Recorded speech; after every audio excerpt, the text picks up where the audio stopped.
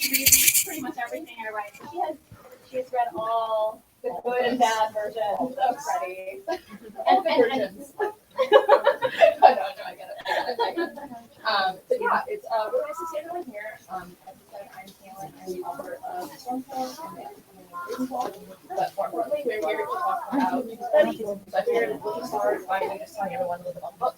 Yeah, so Freddy versus the Family Curse is a middle grade contemporary fantasy. It's about 12-year-old Freddy who. Hi. Sorry, that's my daughter.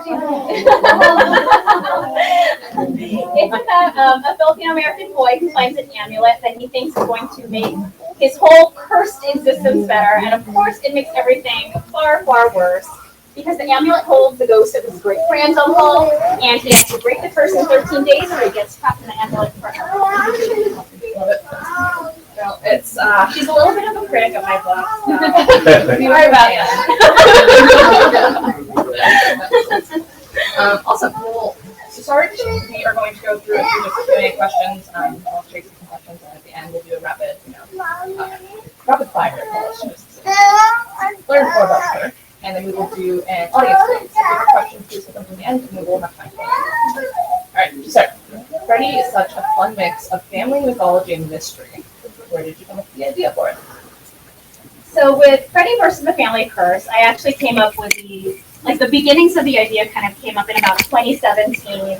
That was the year that Filipino veterans got the Congressional Gold Medal for their service in World War II, and I remember watching something, and I had a notebook next to me, and I just kind of wrote down like World War II, like return an item to someone, and that's how vague it was.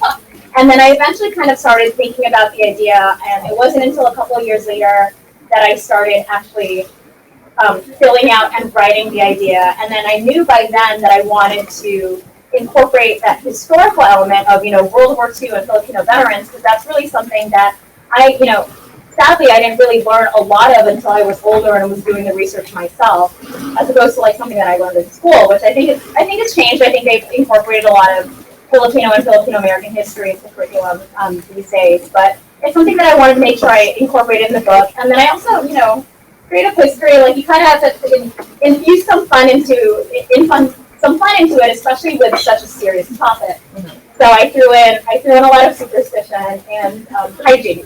Hygiene is a good word for it. There are a lot of hygiene. Poor Freddy. Did you ever have any of that stuff happen to you? Did you pull through this whole experience? Yes, that is going to the grave. I will not tell you which of those ones. I'm just going to assume all of them then. Yeah, sure. All of them. Probably toilet paper. I mean, who hasn't walked out of a bathroom with toilet paper stuck to their shoe though? Now I have to admit, since reading this, I do pay more attention.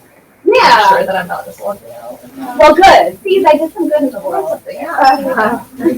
That's wild that you've been working on the story for that long. What, 5 years? Well, so idea was 2017, and then I put it down to kind of work on some other things, which was, it was a really good idea for me because my writing wasn't there yet. I was definitely learning to write middle grade, and it is a whole different kind of set of writing where you have to write, by trade I'm a lawyer, so I'm used to writing very long, serious things. And in middle grade, it's a very set word count. There's a certain structure. If kids will get bored with it, they'll just put it down. Whereas, if you're a lawyer, you can't put it down. You have to sit there and read it. But so with middle grade, it was a challenge to kind of fit that structure. So it wasn't until I feel like I wasn't ready to write it until about a couple years later, 2019 is when I finally sat down and outlined it and actually got everything done. It wasn't your first book. It was not. I think I counted all of the hidden and never seen the light of day manuscripts on my computer. I think it's number 6. 6? Yeah. I didn't know that. Yeah. I really want to people are sci-fi. Well, no. Should see the light of day, by the way. Well, we'll see. Fair. All right. Well, as I mentioned, the big focus on family in the book. What drew you to this particular theme, and is there anything in the book you drew from your own family? Well, here, nothing. Everything is made up. Everything is disclaimer in the book that says none of these people are real. Yeah, I just wrote the book. It says none of these people are. But a lot of it, a lot of the fun stuff, is obviously from my family.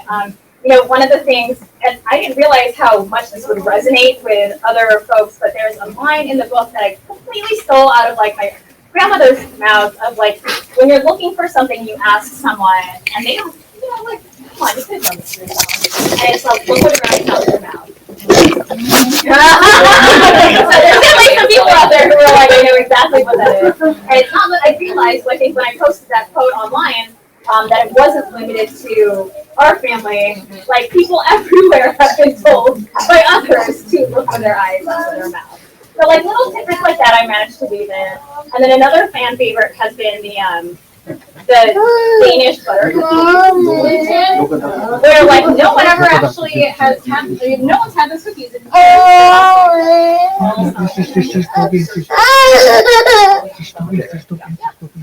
Take her outside. Can I make the way in there without even potentially maybe not? Yeah. Nice. Well then, what about Freddy himself? Is there anything you do in him? Probably the lack of coordination. Like I don't even know, but there's a theme of that in your books. Oh no. But I mean, so it's in the book. He's definitely one of those. He's the kid that's not like picked first in PE. I'm like, oh, it's fine. All right, we can't all be like sports superstars. So that was one of the things that I was like, I kind of threw in there. Yeah, I feel that. Yeah, who's making in the book is based on Freddy. You'll find him very quickly. Very well looking. Not for him.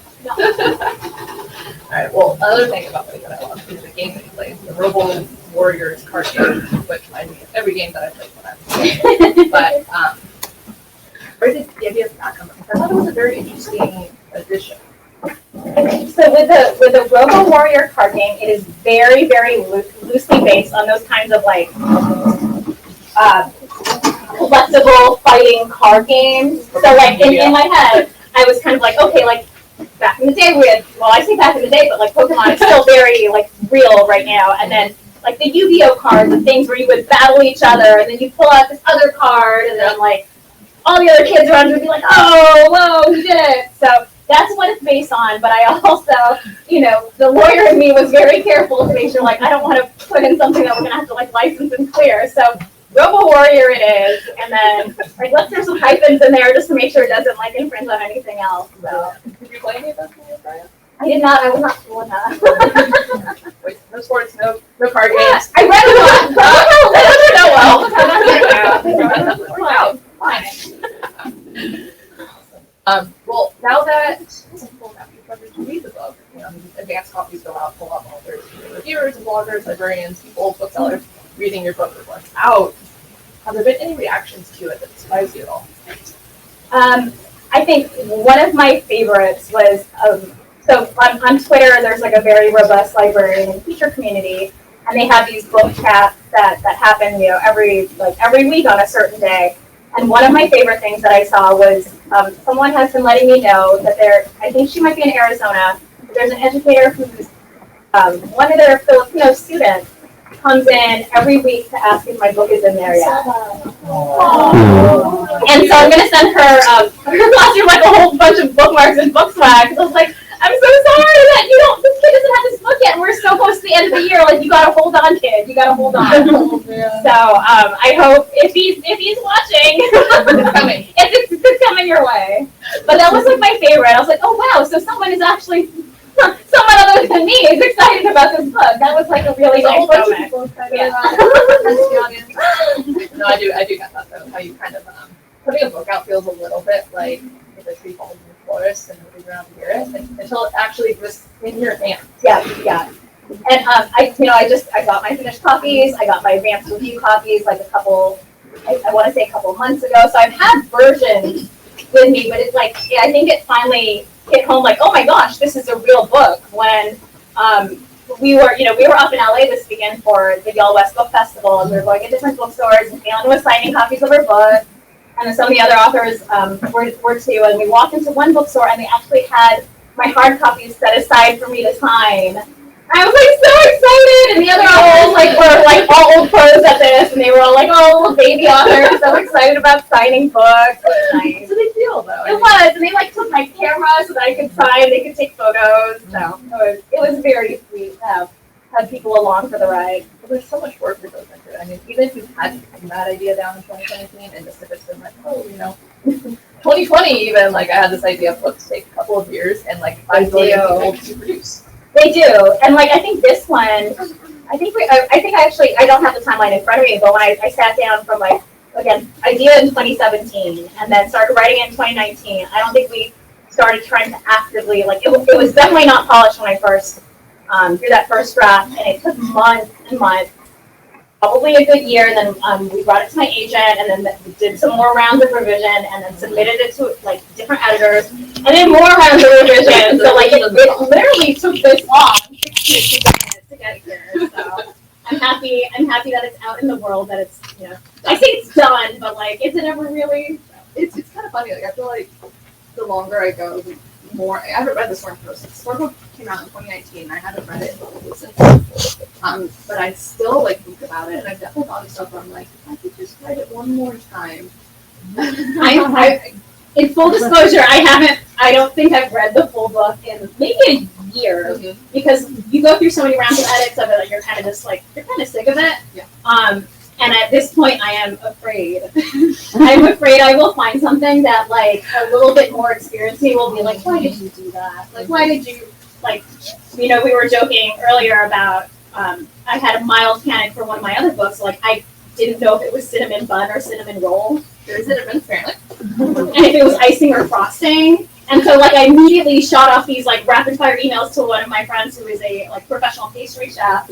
And I was like, it's one of those things where, like, I feel like I'm going to be reading this book and be like, no, it's not that. Like, why did they serve brown rice? They wouldn't serve brown rice or something. Yeah, definitely.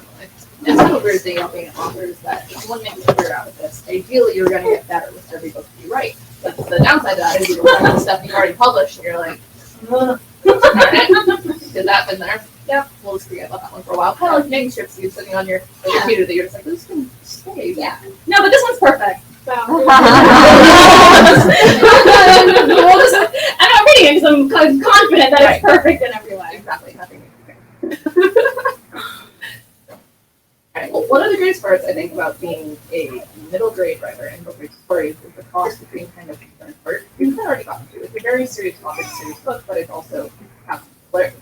And I think that crossover is not only really fun to do, but like really hard to do. So I'm curious what because do we use in middle grade?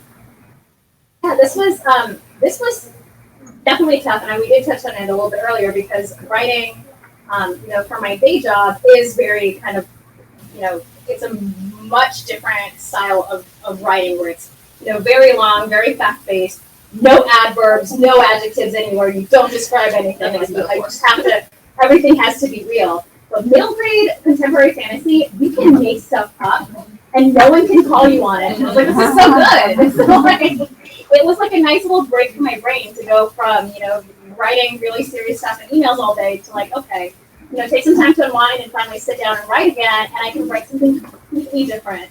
And you can be silly, and you can just, again, make stuff up, and it's nice. It was a good change. And even, like, talking about age ranges, like, I feel like even I have a young adult book coming out in January, but even that was, like, I think even a harder shift because you have to, like, it's between that. Like, it's go from the kind of super adult kind of writing to kids writing to like, okay, what's in the middle? What's a good balance here where I don't go too serious? Yeah. So, but I like middle grade for like, again, for how kind of straightforward and silly it can be, and it's so fast. Like we can really just kind of push the story and just like make it go fast. Yeah. And that also comes in handy when you have to revise it 15 times. Yes. Because there are books that are like, I think Freddy at the end, like in terms of word count, it's something like 55,000 words. But there are definitely books that are like 150,000. It's like, oh, okay, yeah, I don't have the patience. I don't have the patience or like time or, brain for that. Definitely a different challenge, I think. So do you find, when you're writing for long stuff versus when you're writing for good writing, do you find that it like pulls from the same well, but energy and thought, or is it like completely separate things that don't so over to? Well, kind of, sort of, like in terms of the structure. So the way that I write, I have to kind of plan everything down. I have to know what I'm writing before I sit down, because if I sit there and just kind of make it up as I go, it doesn't go. Like I will just sit there and be like, okay, well, let me research this one like rabbit hole thing, and then it's 3 hours later and nobody's like eating breakfast. It's terrible. So it kind of in the same sort of skill is like managing to take that kind of basic knowledge of like structure and flow and kind of fit it to a different age range and type of writing. I was like, I'm really glad that I kind of like developed that skill early on. It was something that I was able to kind of like move into a different style of writing. Do you think that they've like helped each other? You know, like so I do technical writing by day, and I do feel like I've gotten really good at cutting things. Because technical writing has to be like as few words as possible, and I've been able to apply that to the books and stuff. I can look at a chapter and be like, all right, half this needs to go. That's funny because it works the other way for me. So like at work, I'm the person that always cuts everything down that everyone else writes now. Oh, okay. Because like I used to be very long-winded, and they'll send me like an email, I'll be like, we can cut this down to 3 sentences and like, you know, make it much easier to read. And like done and done. You're like, no, I write books. Well, you know, and it's like I've actually started to become known as a person of like, oh wow, you're so good at translating like this really big technical speak into this. I was like, this is what I do. This is what I do on my free time. So like, yeah. But don't assign me more work. If anyone from work is watching, I'm not good at it. Don't give me more. You already kind of actually touched on my next question. But switching from middle grade to YA, because she does also have an adult book coming out. Right? Category middle grade is middle school, and then YA can be like high school age range. So there are a lot of differences in writing from the other. Did you find any kind of challenges between switching? And like the maturity is different. So the kinds of jokes and the kind of humor that would land for a middle grade audience wouldn't exactly land for a YA audience. And with young adults, they also, you know, there's a much higher maturity level of like the things that you can address and the kinds of internal thought that you can spend pages just talking about what's in their brain and what they're thinking about things. But like in middle grade, there is like, you know, you want to see the action. Like this kid is not going to sit here for the whole chapter and think about like yeah, think about life the same way. It's like they want to see stuff happen. Like if Freddy just sat there looking at the amulet for like a whole page and thinking like, what is this existence? Like nobody would read this book. He doesn't do that, so you know, please read it. But like in young adult, there is like, you know, you kind of have to slow down and you really have to dig into the character's brain and show why they're doing things, how they feel about it, because that kind of informs the story and how the reader should approach it. Slower in young adult, and then even slower quickly in adult Yeah. books. Yeah, and I've yet to write anything in the adult side because like I can't go that slow. So this is just Action. it's gonna just veer back into legal writing and Right. nobody wants that. Did you notice any issues with like, so Freddy is contemporary fantasy, meaning it's set in our world but it has magic. And your next book is just purely contemporary, no magic, the YA one. Was it weird having to write without magic? It was very weird, and I think I complained about this to some people that I was like, there's a problem, like why can't she just like use magic and get rid of it? Or like I think there was something where I messaged someone, I was like, should I add a guardian angel? And they're like, Tracy, no. Like, just write the book. Like you just told me what this book is about. Just write it. Stop trying to add other stuff. It's like, fine. I do feel like that. Just like some of the best parts about magic is just it's a problem. Usually your magic can fix it. And so as a writer, it's very freeing. It is. And then I was like, wait, so this character's gonna have to deal with her emotions? Like this is much worse. Can't push them away or I know. Like they have to deal with it. They have to like talk to other people. Like it was terrible. I do fear contemporary. That is what I'm afraid of. Good luck. We'll just maybe not. We'll stick to my prose. There you go. Well, getting a little bit into the kind of strategy of writing, what would be your best use of advice for anything else? And you know, people use this kind of as their general advice for everything, but read widely and read a lot. So I mentioned I wasn't cool enough to have like the Pokemon cards or be like the star, you know, sports, anything. But one of the values of reading widely is that you kind of see how everyone else kind of does things, which is really, even if you're not sitting there being like, oh, this is how they do it, and then like taking note, the fact that you're internalizing it is really helpful. So that like even in the future, if you're stuck and you're like, look, I don't know how they, like, there's a curse and I don't know how they would get from point A to point B. You could read another book and be like, okay, I see how that author did it. Let me pick up another couple books and kind of see how they did it. So it's really good for just kind of expanding what you know about the craft of writing. And then it's also like something fun to do. Yeah, I agree. Oh, nice. Written notes and like, this is how they did this, and like people speaking and everything. We're just like outed ourselves as nerds. We're like we take things for fun and then just like ruin them with study. And ruin them with study.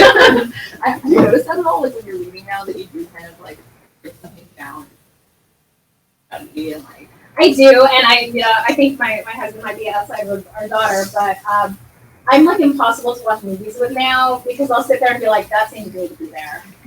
Or like, why is this taking so long? They could have just done it with this guy saying this, or like you could have just done a test and that would solve the whole thing. It's insufferable. You'll have to write out once. Speaking of, what is next for you? We've talked a little about your adult one. We've got other things coming up. Yeah, so the young adult this is not a personal statement, and that's coming out January 2023, so early next year.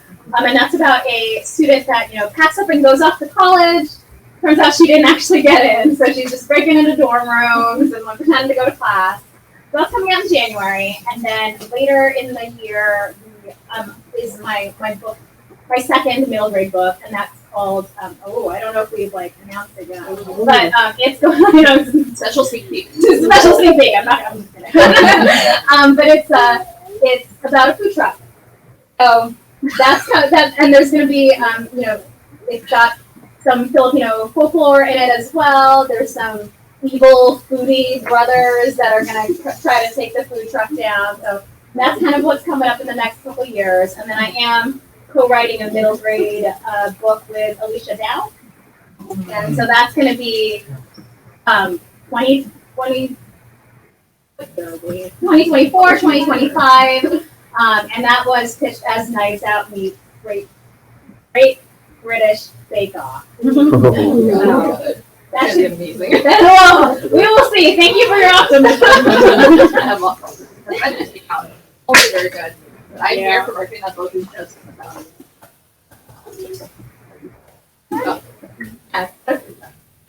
Alright, well, I'm going to jump in then to the rapid fire for you. A little bit more, and then we will do audience questions. Alright, tea or coffee? Coffee. Dancing or plotting, which means planning your books out or just going for it.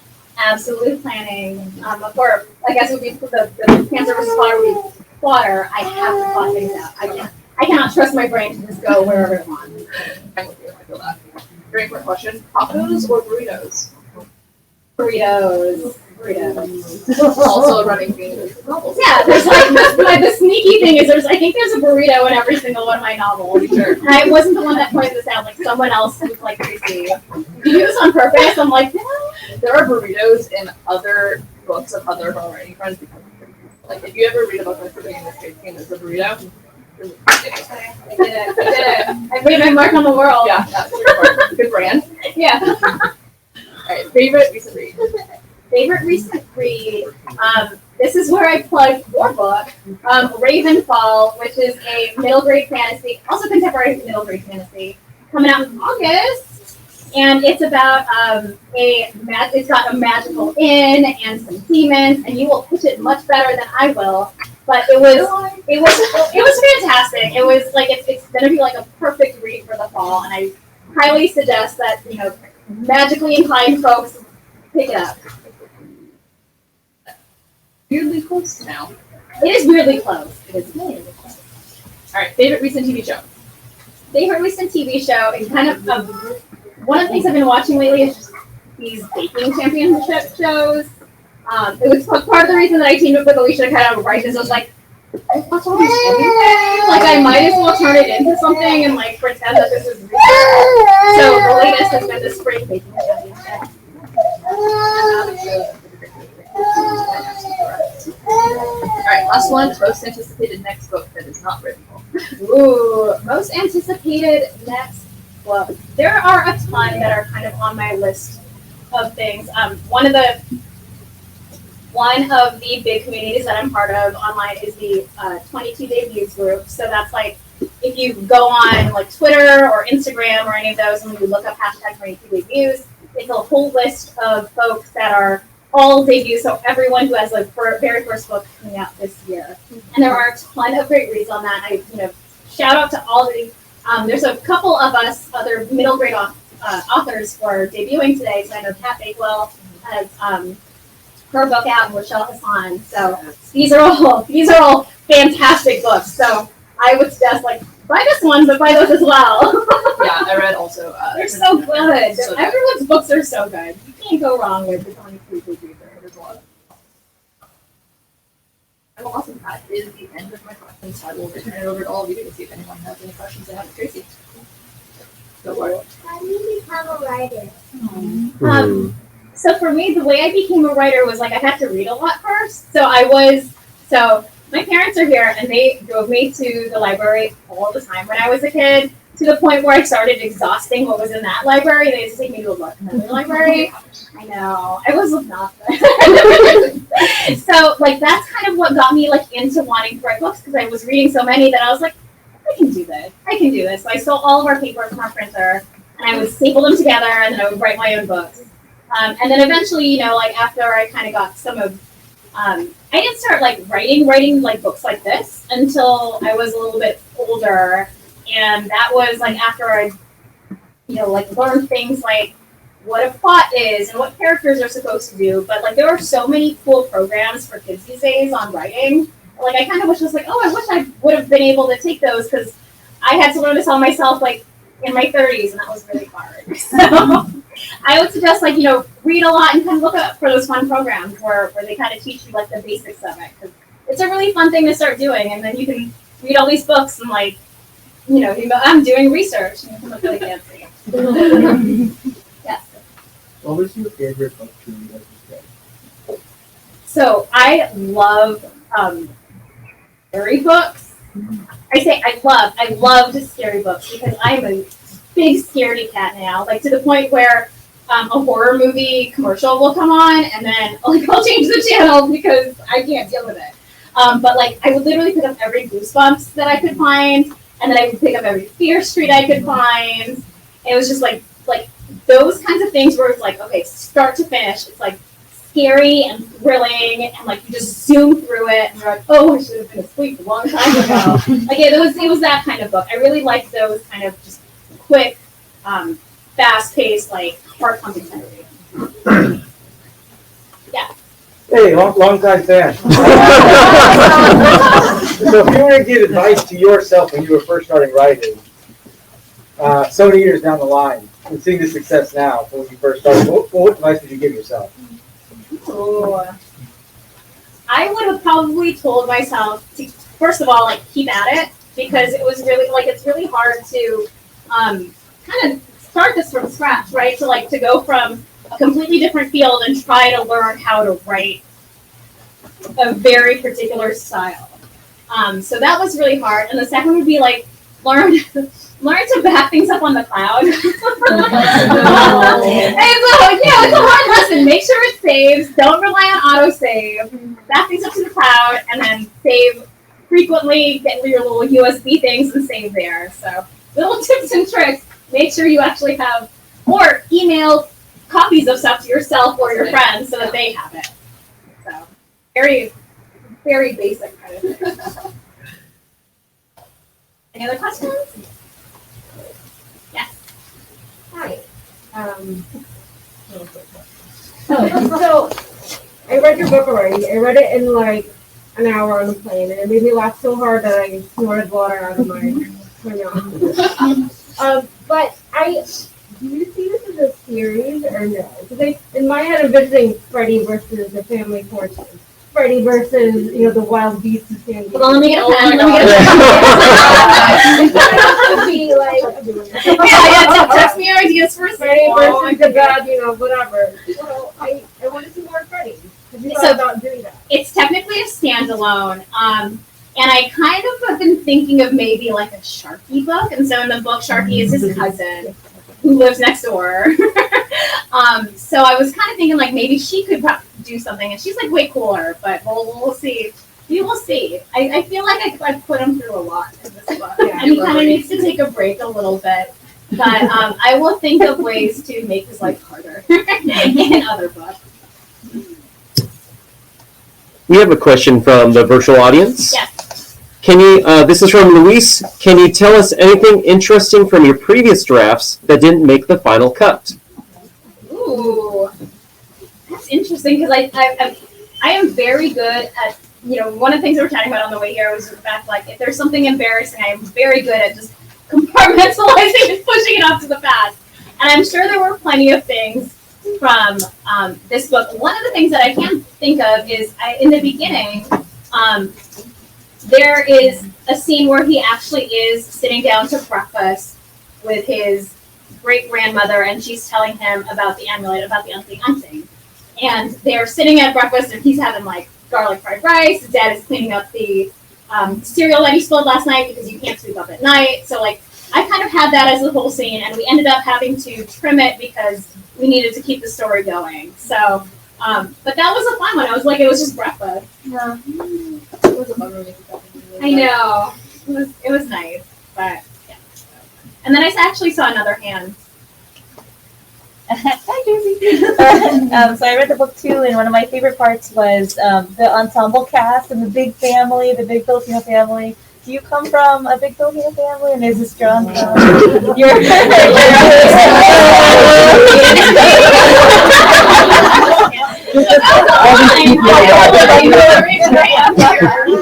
is just a fraction of them, and like we're all over from San Diego to LA, and like it's kind of one of the things that I wanted to highlight in the book is like he's got like his big family, he's got his great grandmother who lives with him. I was like, these are just kind of things that like I grew up and my grandmothers were always over like at our house, like watching us and keeping us out of trouble. So little things like that, I was just like, that's kind of how I grew up, and I want to make sure it goes in the book. I love how everyone has a really important story too. Like every character has a really neat that matters to the end. Yes, they do. Yeah.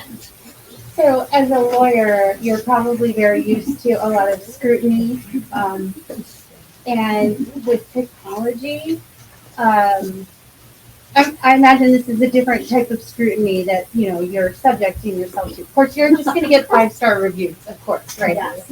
What advice do you have for aspiring authors to prepare for that level of scrutiny when they put their first book out?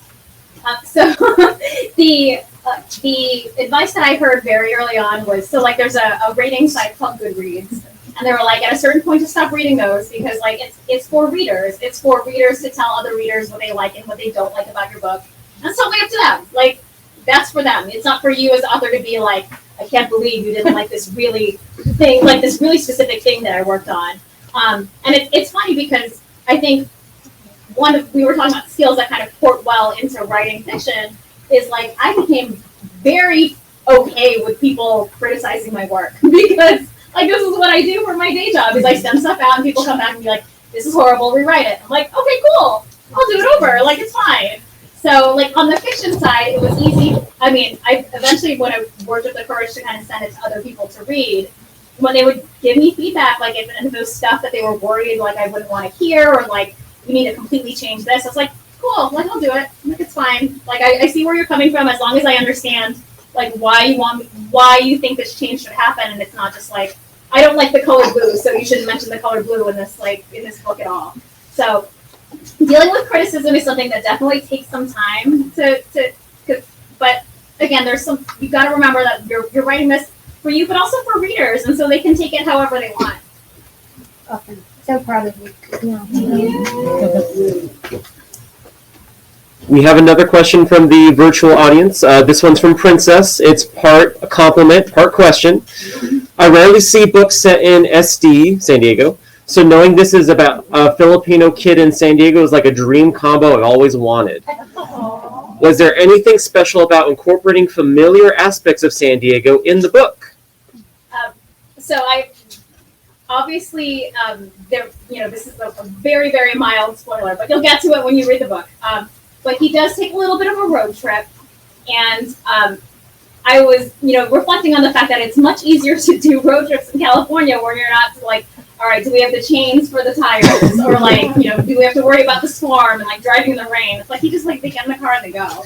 So that was kind of like an easier thing. And in the first chapter, the book actually starts out with it raining, with a storm.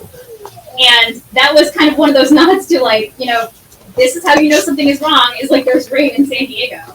Like you should know that things are going to go wrong in this book. So, if I could bring us some more rain, that would be great. Was the storm Freddy's fault? It was not. It was not. But it was one of those things that I was like, what could be like kind of a good sign that like, he's kind of cursed. It's like he has his windows open and then his rain starts coming in. So, it was a dark and stormy night, which is like doubly scary in San Diego. Yes. I read the book, loved it. How does it feel to like finally debut and have like your very first work, physically being able to like hold it and celebrate and whatnot? Like, what was the feeling like? I was so excited to actually see my book in stores. Like when I walked into that first store and they actually had them in a stack kind of set off to the side because they weren't on sale yet. Like I was like, and I was so glad that I actually I had my mask on at the time that I was like they couldn't see me being like, oh my gosh, my book. And it was nice because I was with these other authors who were more experienced and they were like, oh, good for you, baby author. Like, you get to sign these. It's really nice because it's something that I've been.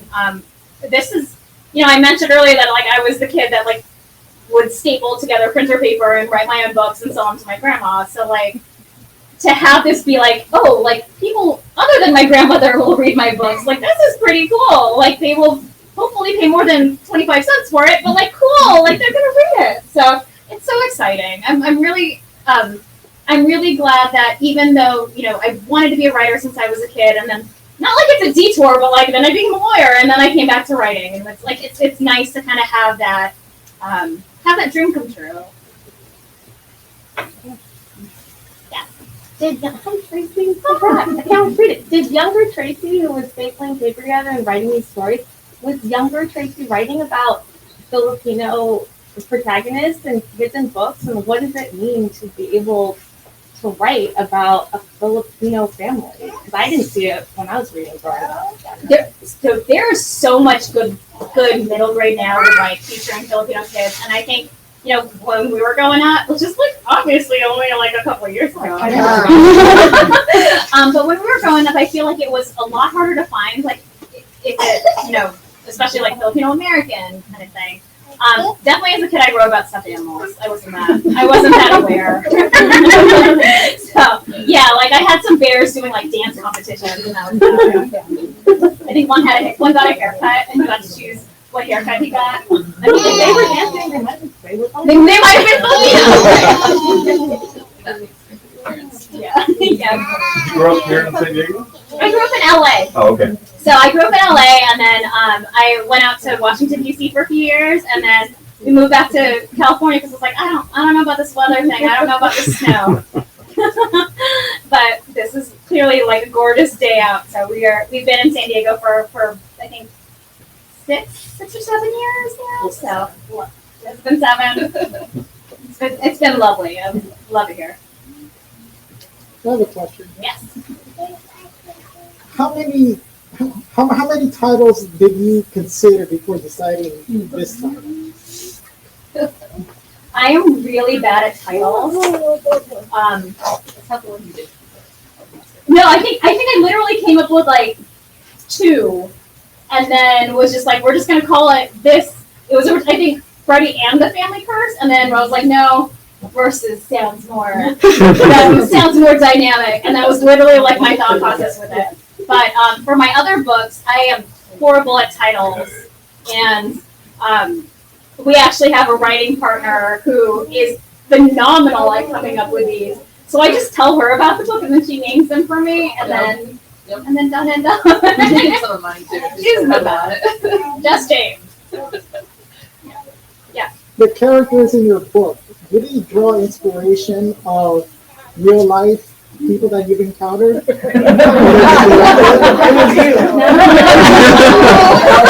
Who's Freddy? No.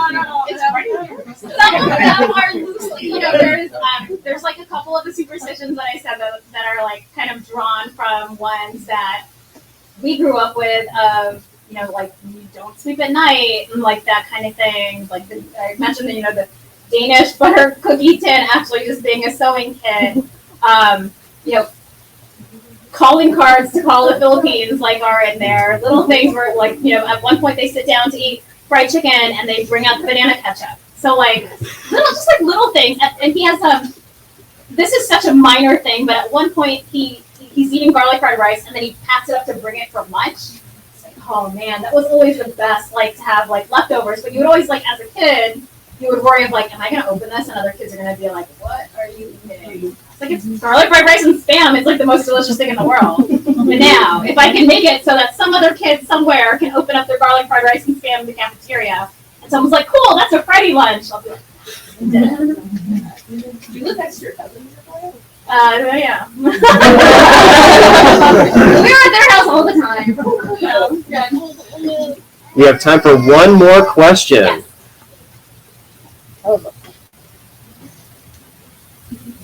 Going once? Who was harder to name, your kids or your characters? So, 100% my kids. We're expecting our second in August. I still don't know what this kid's gonna be called. So, open to crowdsourcing that one. He's not gonna be named Freddy. That would be very cruel. Jonah's a good name. No, but I already know another, baby Jonah. So like we can't just keep. Well, maybe we can. Maybe we can. So. All right. Thank you so much, Tracy, and congratulations on your birthday. And thank you so much, Kalyn, for being here, being a wonderful conversation partner, wonderful questions. For everyone who is watching on online, we're going to go ahead and cut the feed now. For everyone that's in store, we're going to go ahead and begin the line for the signing portion. Thank you, everyone, for joining us. Bye-bye.